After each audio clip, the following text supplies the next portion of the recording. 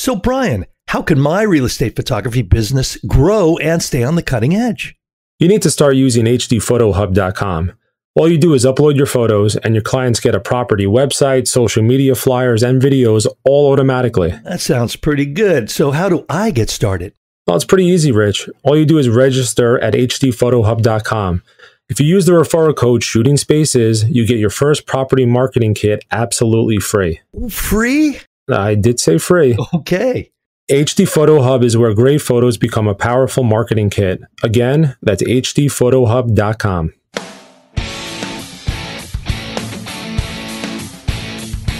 This is Shooting Spaces with Rich Baum and Brian Berkowitz. Welcome to Shooting Spaces, a real estate photography podcast. I'm Rich Baum from Sacramento, California.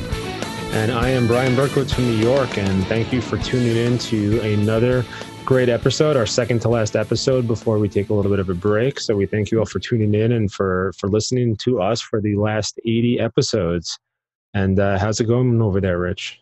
Going great. It's up to 101 Hot. today. So yeah, 101. And it's, I guess you're dealing with like either killer heat on the East Coast or monsoon rain.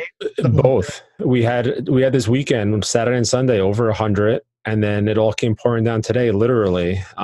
If you hear thunder outside, that's what's going on.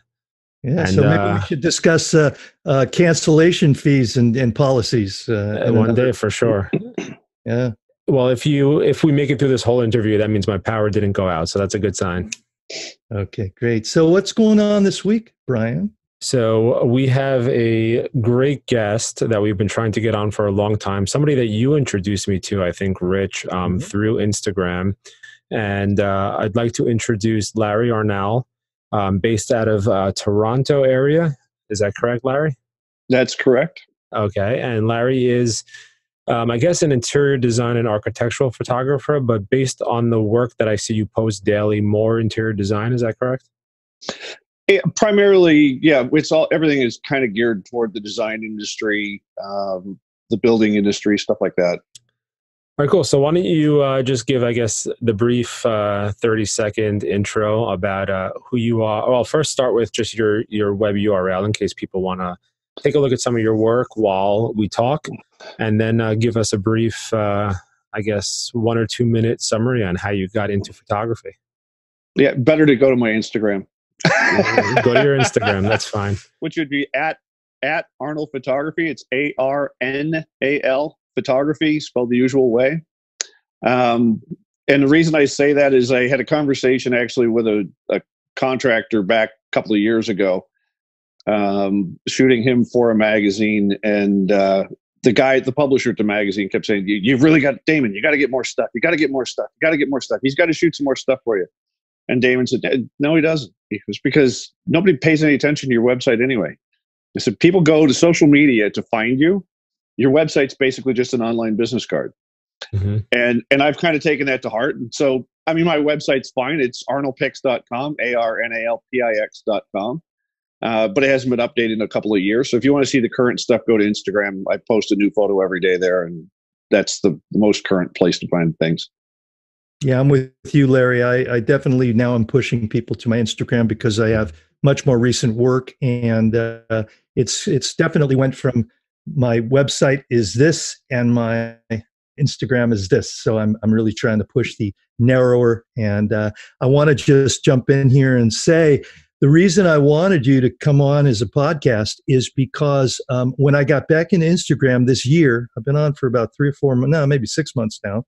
And doing really well. And I've learned so much, but I started checking out a few really great photographers. And where I always tell people, find people you like their work and just start studying them and watching them and seeing if you can learn from them.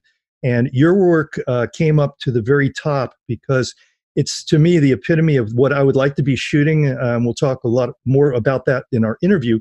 But your work is consistently the best. And I'm not just saying this to you. It literally is, if I was going to use an example of what I think people should be striving for in all work, I think you have the look I want, and you've just got a consistency. And granted, you're shooting wonderfully staged, beautiful pieces of properties or sets or whatever you're doing. but it just is so wonderful. So I wanted to just share that with the people. And again, if you out there in podcast land are not hooked up to the internet, you've got to check out Larry's work. And if you are, please check it out while we're talking, because it's really worth seeing. And a picture will say 1,000 words. So thank you, Larry, for coming on. No problem. Sure. And I definitely agree with Rich's sentiment, because when I see your images come up in my feed, and it's usually morning on the East Coast, because I see them pop up in the morning time. Yeah, that's 6:30, 6:30, 7 o'clock in the morning. Yeah. I know it's your image before I even look at the name. So, your images have, maybe it's also because it's the same time every day and all that, but I know your images when I see them without even looking that it's you. So, Rich is definitely right on with the consistency. But, like I said, let's take it a step further, take a step back a little bit. And why don't you tell us how you even started, how you got into photography and your journey here? Well, basically, I started photography. I started doing darkroom work when I was about 7 years old. My dad had I'd done some stuff in black and white back then, and I wanted to take it to the drugstore and get the film processed. And my dad said, "Well, why don't we do it here?" Because it had been a hobby of his when he was a kid, and so we started, and it was kind of magical, and it sort of stuck. And from there, I was very fortunate that my dad was an engineer, so had a decent job, and was involved enough in our lives, my brother and my lives, that we wound up putting a dark room in the basement, wound up getting like a secondhand enlarger and stuff. And I spent my time in the dark room growing up like any time I possibly could, and sort of learned that way. From there, wound up going to school for photography, started a business in Syracuse. That went pretty well. Same type of stuff? Yeah, well, no, mainly product and public relations work. Okay. I worked with a guy who had been the chief photographer at Oneida Limited, which is a silversmith. They make cutlery and silver trays and all of that sort of stuff. Mm-hmm. And so learned how to light and shoot shiny stuff. And from there, kind of went out on my own, and wound up through one thing and another, coming up to Canada, and met the woman who's now my wife. And she, in the course of dating, had seen my portfolio, and her background was in interior design. And she said, "Yeah, you really should be doing interior photography." And I was like, "No, I don't really want to. I like doing product photography." "No, you should be doing interiors." And one thing led to another, and she introduced me to some people that she knew. And next thing you know, I'm shooting interiors, and that's all I do now. And I'm perfectly happy doing it. So it's my wife's fault. How long ago was that transition from products to interiors? About 13, 14 years ago. So were you shooting film then? No, at that time I was shooting digital. Mm-hmm. Okay. I guess you can look at an interior as, in a way, as shooting a gigantic product. If you take it is. I mean, and that's what I tell there's a college here that puts out fantastic students. Their graduates are second to none. Sheridan College. In fact, I get an intern from there every year.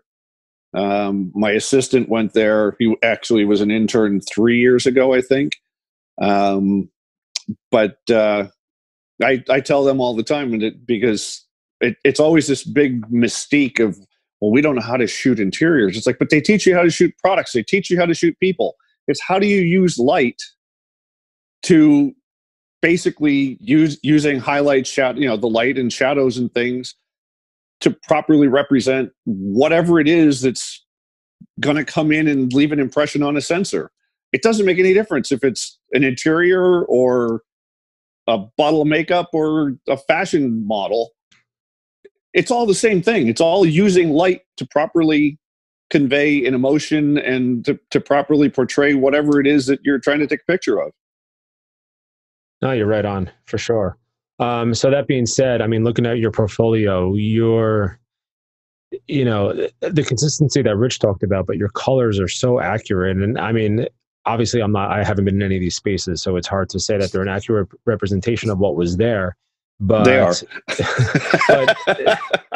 but your whites are so white, and you have no color cast on any of your images. So I'm assuming you're using, you're very intensive with your flash usage. I use Speedotron stuff and a lot of it. But having said that, there's also mixes of daylight. There's mixes of whatever the incandescent is. I'm pretty sure anybody that uses Photoshop much knows how to add in light, where basically you shoot a space with all the lights out, and basically you light it. And then you turn on the lights and you shoot it with whatever lights are on in the space, and you've got the yellow casts, and it's whatever color happens to be. Sometimes you'll have like the under the hood light will be blue, the under the cabinet lights will be green, the lights overhead will be yellow, and it's just a mishmash of horrible. And using a luminosity blending mode, it basically lights the lights, but it keeps the same color that you had on the shot with the lights out. Correct. Yeah, I love that you said that, because I've said this on a podcast, I think a month or two ago, that's the exact method that I use when I need to add lights. I used it today, actually, for a real estate shoot I was doing. And I had all my lights off for the entire home, but there was one specific lighting fixture that the agent really loved and wanted to show it off. And I did exactly as you said. I did my last shot of the series was with the lights on and everything was orange. But I know just, throw it on luminosity, I'll get that light in there and I won't have to deal with any of those color casts. Well, I mean, and the beauty of it is that the way I do it is I do the orange layer basically on the bottom, a layer with the lights off kind of in the middle, and then the luminosity the blend mode in luminosity goes on top, which adjusts and shows you all of the light. But like if you've got an Edison bulb, it's supposed to be orange. So basically what you can do is mask out, or whatever your technique is, the middle layer, and it'll bring back the color just in the bulb. Not all of the light that it's throwing, but the bulb can be the right yellow color. Or a chandelier, you may want a little bit of that warmth to it rather than just that hard white light. Right. And so you can go in and kind of just use some percentage of mask on it and just bring back a little bit of that color just in the chandelier or just around the bulbs. Yeah, you're like reverse engineering it. And I'm sure some people listening are like, what the hell are these guys talking about? But at that point, the light that hits the ceiling and the walls and everything stays exactly an accurate color light. Well, Larry, I'm sorry. I was going to say, if anybody's lost on this, just shoot me an email. I'll try to explain it. Understandable. And Larry, I just want to ask one question. And Sure. I want to bring up a couple of things, but one is luminosity mask, in theory, seems to work better. It seems to work much worse to me, because more times than not, where I would want it to be, you're just masking in the exposure or the luminosity, the light from not the colors. But I find that the way I do it, and it seems that the way a lot of people do it, is it kind of does that, but it also can have residuals of really weird colors when it works. Do you know what I'm talking about? It could be just, I don't even know what to say, but maybe magenta colors, things I haven't noticed that. Really, I've noticed that, Rich. I've noticed that, Rich, and I know what you're talking about. And what I do to counter that is, instead of what I would do is I put a black mask on that layer and then paint it back in slowly till I find that perfect medium, instead of just going at 100% and seeing what works. So I'd mask the whole thing out at luminosity blending mode, and then at 20% to just slowly start bringing it back in till I find that happy medium. So, and the next thing I wanted to bring up, and I just wanted to clarify for our listeners out there that might be newer to this, when you were describing how you're turning off lights, you're turning off the room lights, so you do not get the color casts from those bulbs, which correct. which would be, tungsten for red, or, and you're getting other things. You might be getting more blue coming in, but you can deal with that. And I find for real estate photography. Well, the thing is, the blue that's coming in matches the color temperature of a strobe. Mm-hmm. So now you're getting into something else. Yeah. So now everything becomes balanced. Okay. No, that's very true. And that's when you really get into it. And unfortunately, we have such a time constraint shooting houses that, for me, part of the problem with turning lights on and turning the lights off so you have one shot with the lights on and one shot with the lights off. And I mean that is the room lights.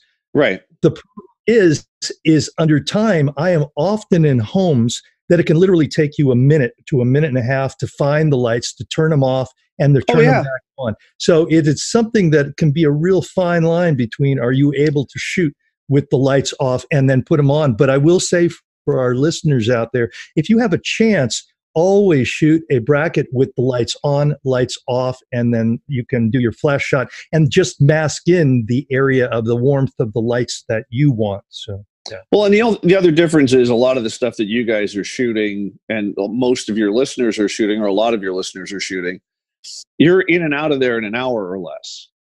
Hopefully. where I spend 2 hours shooting the kitchen. Yeah, they're very true. I mean, to shoot a house, it's an all-day deal. Mm-hmm. Yeah. But I'm also bringing in 4 or 5 lights, a couple of little speed lights as kickers, and I've got a lot of lights and a lot of equipment that goes into shooting the spaces that I'm shooting. Mm-hmm. So it's a totally different kind of a technique than what you guys are used to doing, and what makes it even profitable for you guys to do. Yeah. Mm-hmm. But I think most of the people out there, I will speak for most people, I think we have a goal to shoot designer shoots. And I will say, at least in my level, it's maybe not quite a losing battle, but because I can't command as much as I would like to command, because for me, I might be taking 4 times, 6 times the amount of time to do one shot. And it's taken me 4 times, 6 times the amount of time to edit that one shot. But honestly, I think it might only be half as better, or maybe a little more than half better. So it's almost a losing problem. Yeah, I think you're selling yourself short. Well, you know what I mean, though. It is really tough for the people that are looking. And I want to say one thing, too. When you see your work, Larry, I want people to understand that, and I'd like you to go into who you have with you on shoots. But it takes a long time to shoot what you're shooting, but you've also got, tell us a little bit about a scenario. Are you in a location? Are you on a set? Do you have art directors? Do you have clients? Do you have a stager? What do you normally have? If you're going to just do your normal run-of-the-mill shot that you're doing, what does it take? Well, like as an example, tomorrow, I'm going to show up at a ridiculously horrible hour tomorrow, but typically it's around 9, 10 o'clock in the morning. Tomorrow it's 7 a.m.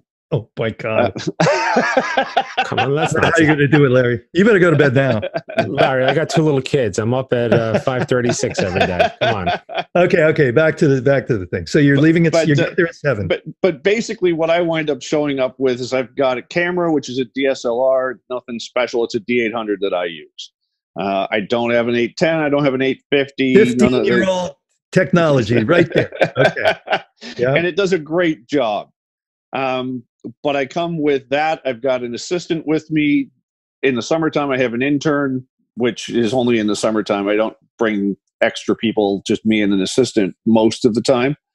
But I have at least 2 Speedotron packs, typically 2400 watt second Speedotron packs, 5 102 heads, 3 speed lights. Whether I use all of them or not, it depends on the space, but those all come with me.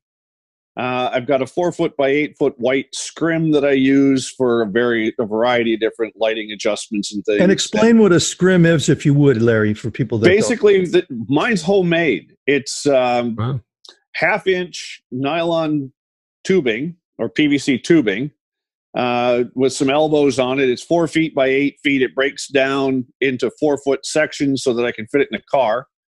And basically, I got a big piece of white ripstop nylon and stitched it along both ends of this thing, so that when it stretches out, it's 8 feet worth of material, 4 feet wide, stretched relatively taut. And I use it for things like you get the nasty reflections and things in refrigerators and stuff. I'll put it so that I light basically the back of that piece of nylon, a totally separate exposure just for the refrigerator. And it gives you a perfectly clean piece of stainless. You'll use it a lot of times if you've got a window that's throwing like a really harsh highlight that you don't want. Sometimes they're nice, but sometimes you don't want them. And we'll set that up and we'll put it in front of a window. Or we'll have a window that, a day that it's just a gloomy day, but we want kind of a nice sort of diffused light. We'll put a light outside, set the scrim up just inside the window, blast the light through that, and it lights the inside of the space. It looks like daylight outside. The caveat, you can only use it on first floor. But unless you want to get creative. Well, I don't levitate well. Oh, okay. But the people that'll be joining me tomorrow, there'll be a designer there. There won't be an art director tomorrow, but if I'm shooting specifically for a magazine, there'll be an art director there. There'll be somebody representing the magazine that'll kind of give us directions as far as what the story is supposed to be. Stylists are worth their weight in gold. They are always there on magazine shoots, not necessarily so much on design shoots. But if I get a builder that has a big enough budget, that's doing like a model suite for a condo or something, there may be a stylist there. And we spend a lot of time. I mean, the photos are taken, they show up on a laptop. We kind of look at, zoom in, look at the details and decor and things, and we move stuff, an eighth of an inch one way or another.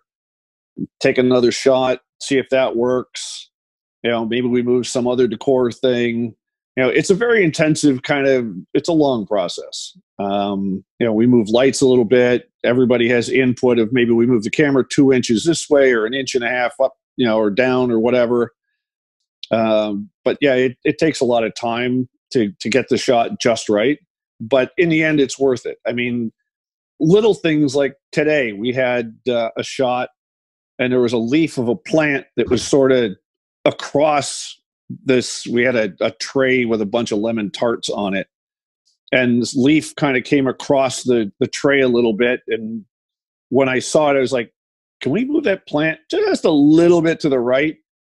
And everybody's like, oh, really? We've moved all this other stuff, and now you see that. And we moved it as soon as we took the shot. And you zoom in on it, and they're like, "Oh yeah, it really is a lot better." Oh, Larry, I can't believe you have to deal with that. Oh my gosh, every day.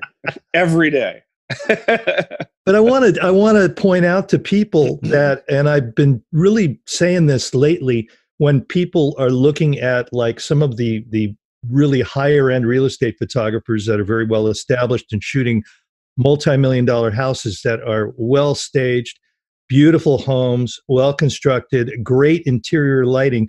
It's not apples to apples. So these new shooters, like even myself, when I look at that, I have to take into consideration that, we're going through something completely different, and it's not apples to apples. And don't feel bad if you're not getting your results, because what it takes to get your shot is a lot.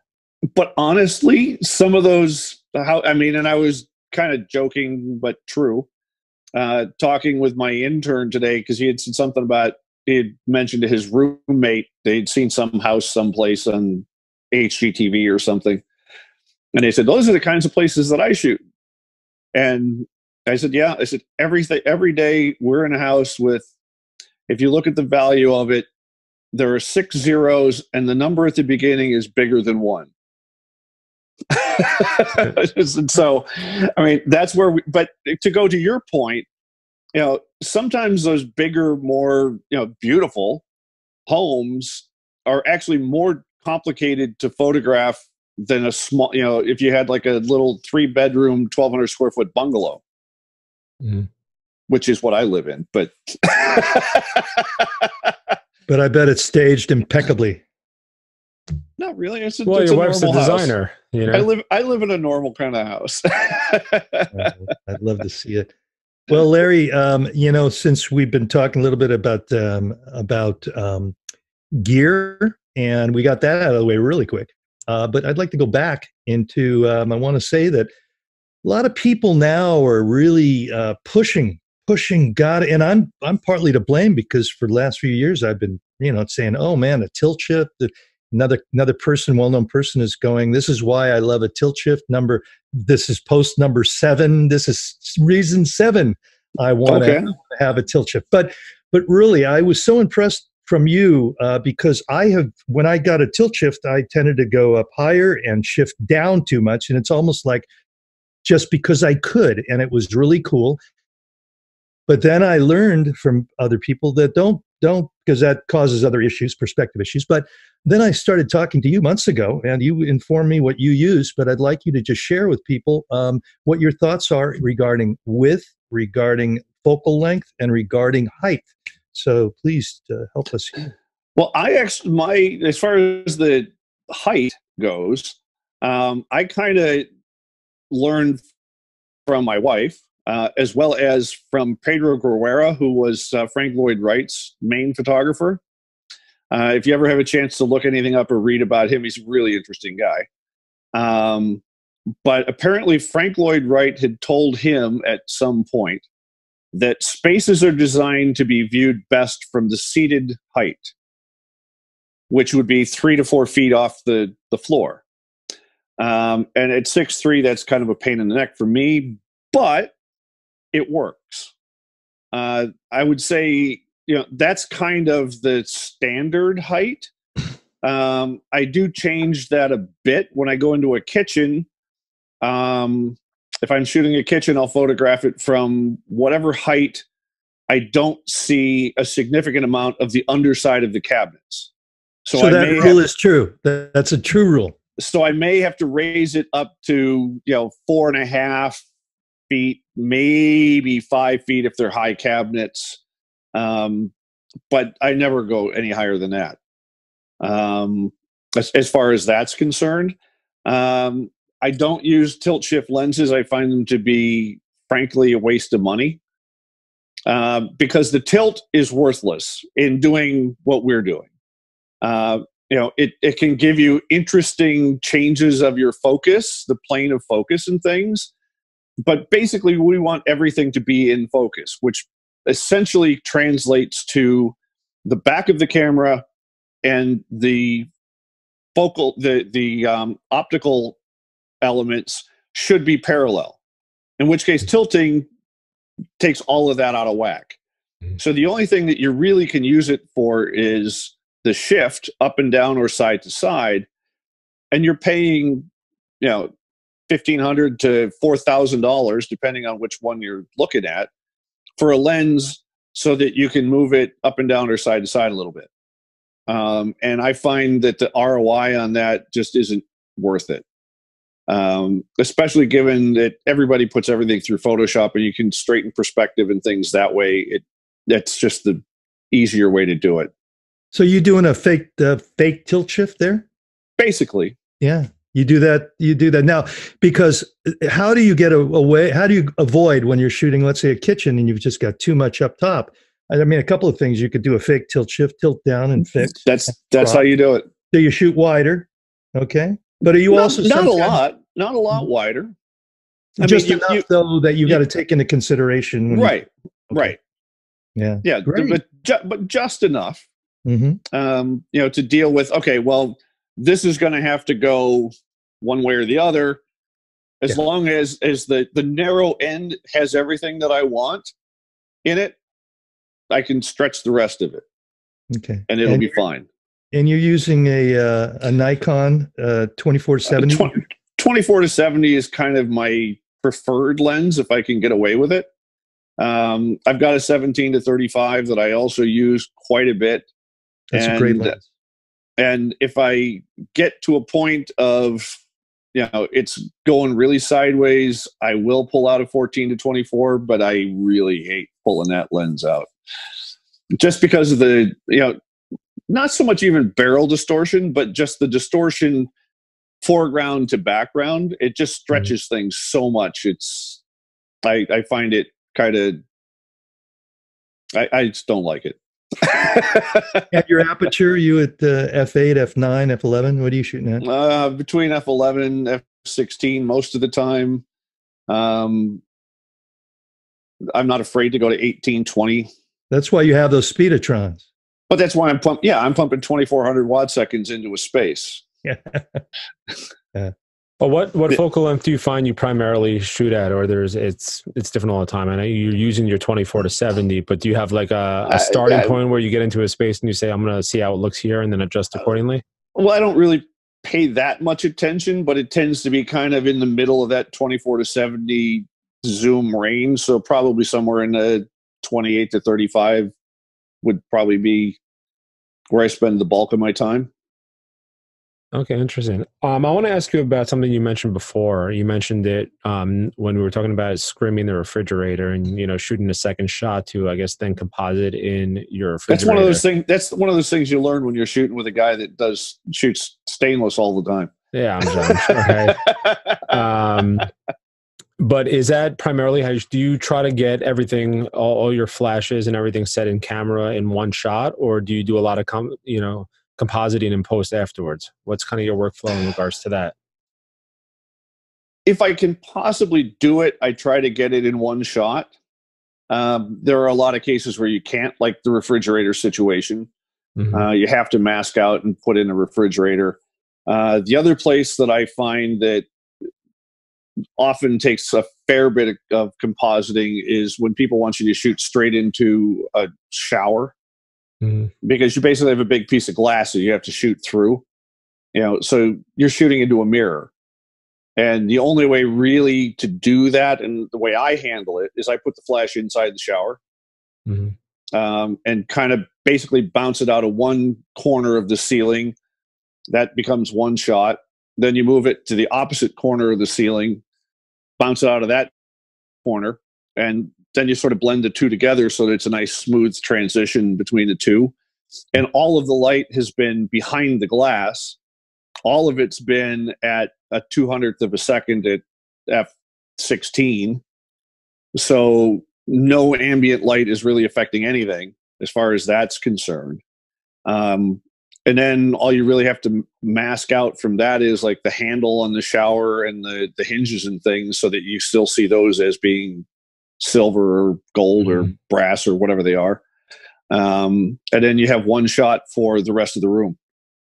So that's eliminating your reflection of your tripod and yourself, because you're upper, you're high. Or windows or anything else that happens to be reflecting on that glass. Just go shooting at f22. There you go. No, but you have to have the light has to all be behind the glass, not in front of it. Right. That's wonderful. And so what is a now, granted that we tend to focus on real estate photography, and right. You are focusing on like the complete other end of it. We're here, you are here. What are you giving tips? I know one tip you're going to give, but what would you say to these people that are getting into this, that aspire to shoot more of what you're shooting, but are finding it can be an equal battle with a realtor that wants to see 3-4 walls? What can you say about that? Well, I think the biggest thing you have to do is you have to educate them. They're educating their clients about all sorts of things. Very true. The market value of the property, location, everything that they are educating their clients about. And we as professionals have to educate them about the visuals. And if I can see the entire room, the first thing I would say to the realtors is that when somebody walks into the space, yes, you want it to look big and you want it to look impressive, but if they walk into an 800 square foot condo and it looks like they could have a party for 100 people in there, you basically just deceived them. Yeah. So there's no reason to shoot that big. The other thing that I find of value to using a slightly longer lens, even if you're in like 20, 24 millimeters instead of 14, is that, first of all, you don't have that distortion. And secondly, you can kind of zoom in and bring whoever's looking at the picture, the potential customer, you bring them to see the details and the things that are selling points for the property, not here's the entire room and don't look over there. This is what's really kind of cool. Look at this wall of cabinet, there's custom cabinetry here, but you got this blank wall or whatever in the other part of the room. It's like they don't need to see that. Take 2 or 3 shots of things that are more interesting to look at, because the first thing that people see when I go into somebody's house and the homeowner happens to be there, when we're shooting it and stuff, and like the husband or the wife or something will bring the other one over to look at the laptop before they're even retouched, and they're like, oh my God, they look like they belong in a magazine. And I kind of laugh and go, well, they do and they will be. But it's like, I can't believe that's my home. Well, that's the kind of a reaction you want your real estate client to have as well. When they see the picture on MLS, they want to be able, identify themselves in that space and go, oh my God, this is a beautiful space. I can get this for whatever their budget happens to be. As 6 opposed zeros and a few other numbers.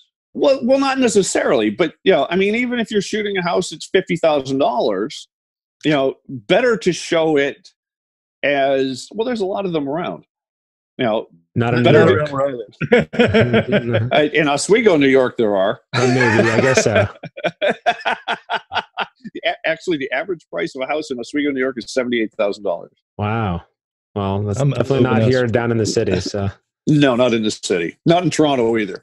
Larry, I'd like to clarify something though, when you, especially for the newer listeners, viewers, when you said distortion, I'm assuming you're talking about the distortion of something closer to the camera is bigger, like a lampshade that's next to the camera is bigger than the lampshade far away from the camera. So if you were to step further back and zoom in as far as you can zoom in and get a longer focal length, that's going to diminish that distortion. Is that the kind of? I'm even going further than that. That you have a sofa or a coffee table or something that looks like it's about, you could land a plane on it, kind of length. Aircraft carrier. That kind of a distortion is more what I'm referring to. When you look at it, you go, it's 3.5 feet long, but in this picture, it looks like it goes on forever. Yeah. Go ahead. Well, what's funny is because I teach my workshops and I deal with a lot of people that are new to this. And I just remember when I was starting out, I didn't see that stuff. Like when I first got my tilt shift, I would go way up high and tilt way down. And I didn't really see until somebody pointed it out that the table is just like falling towards camera. And these things are all things that even if you don't realize it now, you eventually will hopefully start to see these distortions and then start to chalk it up as experience and then not do that. So you have all this experience in what to avoid. And it's just great. But I still have to, I get designers and stuff. It's like, well, can we do a shot from like 6-7 feet up? Like, can we do this high shot down on this island? It's like, it's going to look terrible. Mm-hmm. Well, can we just do it? Sure, we'll do it. And you shoot it from the top of the tripod and you shoot down and you go, what do you think? Like, oh yeah, you were right. And then you put it back down to 4.5 feet and Bob's your uncle. Everybody's happy. Yeah, no, very nice. But I think the biggest complaint I think people have is that, and I see it all the time, and I got an email or a message on Instagram about it. Somebody asked me, my clients want me to shoot super ultra wide, and that's what they want, so that's what I give them. And that goes right back to what you said. You have to educate your clients, because my answer for me, what I told him was, my clients don't really know what they want. They want what I tell them they want after I teach them why they want it. Right. So that's the thing. If a client comes in and says, I want super wide, they don't know why they want they might want something else. They don't even know. But I think once you have proper education, and that's key, not even what we do, but even what you do also, I'm assuming with your interior designers, why Oh, some for sure. things behind a camera look better this way or that. And for me, you know, that's actually gotten me a ton of work when I stopped going ultra wide. You know, I shoot almost all my houses with a 24 tilt shift. The only time I'll ever get it on a 17 is like a small powder room if I need to shoot that or something like that. Right. But I shoot everything with a 17. Or today, for instance, they had really high voltage ceilings, and the agent told me they didn't want to show the height of the ceiling. Right. So something like that. But it's been great for me because I sell myself as taking more of a designer photography approach when I shoot your real estate. And a lot of my clients love that. And that's how I've been able to break into that higher end luxury market. And you do beautiful work. Oh, thank you. And because I'm not delivering your shot from a corner, like you said, Rich, 3 or 4 walls. I've yet to see a 4-wall shot, but I would love to see that. I'm sure they exist. Larry, you really inspire us, and I just think that I am trying to find that balance between, and a lot of my clients now are real estate clients are asking for that look, the more of the lights off look, mm-hmm. to get the more of a designer look, and adding in detail shots too. I think that's really important. And I gotta say, a lot of the stuff that you've been posting lately has been really good too. I thank you, God. I'm so humbled. But I'm really, you know what it is though? It's your fault, because I see that's a good thing though, Larry. That's something I'll take the blame for. I urge everybody out there to get on. If you're not on Instagram, get on it. And if you're on Instagram, get on it. Check out Larry's work, and it will inspire you every day. You'll start seeing things, and it really will inspire you to produce better work.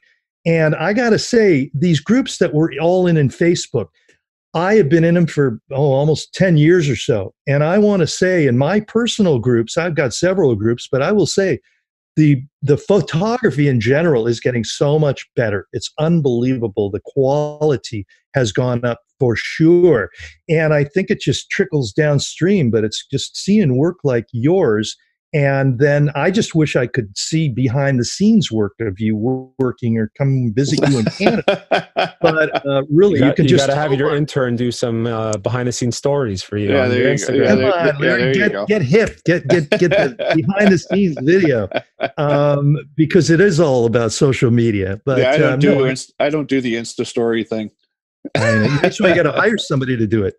But no, I just think that having inspirations to follow, and then like Instagram is great because you see something new every day. And literally, as as Brian said, I look at your work now and I can tell your work. It's the same thing when I look at Wayne Kapili's work. I can tell what it is, and there could be two things or 3 things. One is you could be indifferent about it. Oh, there's another one of Larry's work. You could be going, oh no, not another one of Larry's work.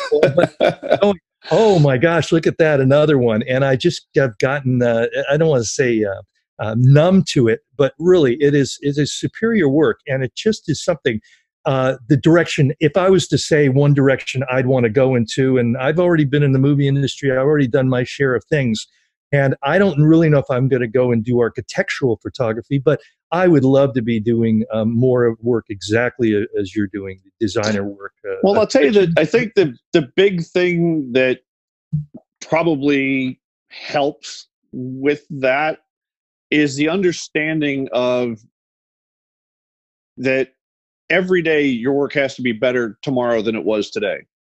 As an example, we did a job last week, and I wasn't real happy with it, and I've tweaked it a little since then. The client hasn't seen it yet because it's a 3-phase kind of deal. There's 3 separate clients. It's a guy that does amazing marble work, and we had 3 separate houses to shoot, and we're doing the last one this coming Wednesday. But the first one, it was a white on white on white on white with the veining and stuff, and the marble and stuff was kind of the only thing that had any contrast to it at all. And in trying to light it and just bring all of that together, I just wasn't happy with it. And like I said, I'm happier, now that I've fussed with it most of the weekend, it seems. But when I showed it to my intern back last week, I said, I don't know what's going on. I just not happy with these. He goes, why? I think they look great. I was like, and I told him, I said, that's the problem. It's like, you need to learn to train yourself to look at these more critically, because your clients, when you get to a certain level, are going to look at those more critically. And as an example, I showed them to my wife, and it's like, what's the problem with these? She goes, they don't have any depth. There's like the tones and everything are all the same. I was like, it's white on white on white. It's like, but you need more depth. And so I tried fussing around and doing a few things and added a little bit to it, I think. But it's just one of those things where I think you have to be able to recognize that and be that critical of your own work to say, yeah, he may like it, or, Rich may like it, or Brian might like it, but I don't like it. And I'm going to make it better somehow.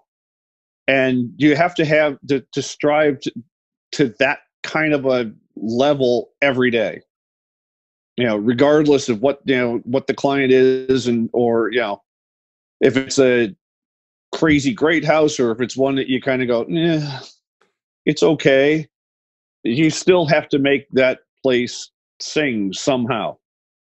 Very true. And a lot of the younger photographers, and I guess I generalize, and I'm critical to them when they're just figuring out that they're shooting stuff for $150 a house and whatever, or less, far less. And they're like, well, I can't put that amount of time in. I don't have the time to do that. I might as well be working at McDonald's. Well, don't look at it for that. Look at it for that. That's where you want to go. And the only way to get there is to be able to do it. And so you're learning every day. You're using each of these houses. That doesn't transfer to $6 an hour, the money you make for that house. It comes out to, what are you getting out of that house? What are you learning? Because the thing is too, like you're saying, and I'm not saying you have to do that for every house. If you're at that kind of a rate, you're shooting 6-7 houses a day. You pick one or two of them that you think are really nice houses, and you put in the extra work, because that can go into your portfolio and get you those better jobs that you can charge more to do. Mm-hmm. Yeah. I'm going to ask, we're kind of running low on time, Larry. So I'm going to ask you I have one final question for you. I don't know what Rich has going on over there, but 20 for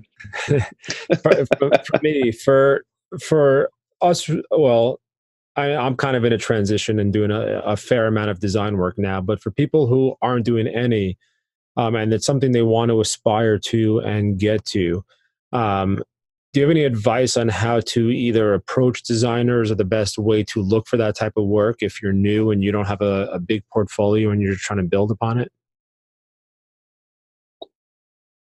I think you show what you've got, and maybe there's actually somebody that Rich knows out in California, Ryan, that I've kind of taken a liking to, who had contacted me, and he's like, well, what do I say to them? What do I do? And I was like, well, dude, you just talk to them. Be honest with them. Say, look, this is what I've got. This is the kind of work I've been doing.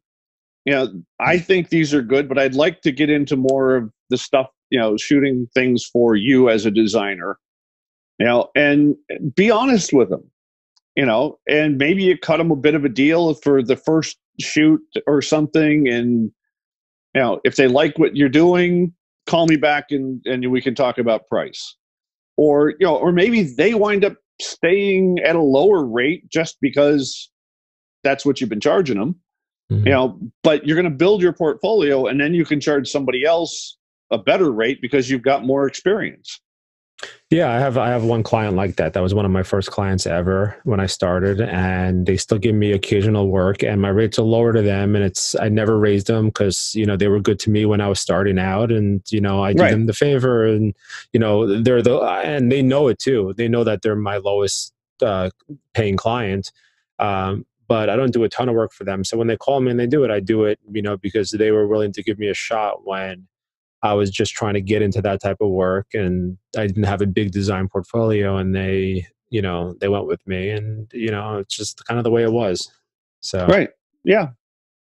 Well, I may have a couple of those that are still hanging on from the beginning, and still less than what most are paying.